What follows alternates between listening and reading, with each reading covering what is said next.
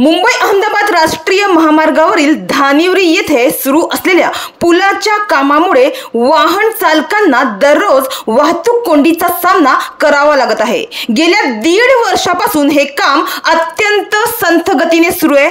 त्यामुळे धानिवरी परिसरात दररोज 1 ते 1.5 किलोमीटर लांबच लांब वाहनांच्या रांगा लागत आहे।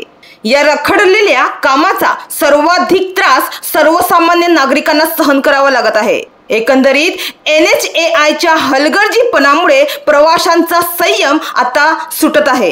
विशेष म्हणजे इतक्या महत्त्वाच्या राष्ट्रीय महामार्गावर काम सुरू असतानाही वाहतूक नियंत्रित करण्यासाठी या ठिकाणी कोणतीही ठोस उपाययोजना करण्यात आलेली नाहीये। उष्णतेच्या कडाक्यात तासनतास वाहनांमध्ये अडकून बसलेल्या नागरिकांना या अकार्यक्षम व्यवस्थापनाचा नाहक त्रास सहन करावा लागत आहे। त्यामुळे येथील काम लवकरात लवकर पूर्ण करून प्रवाशांना दिलासा द्यावा अशी जोरदार मागणी आता स्थानिक पातळीवर होत आहे। डहाणूवरून कल्पेश दळवी, विकास समाचार।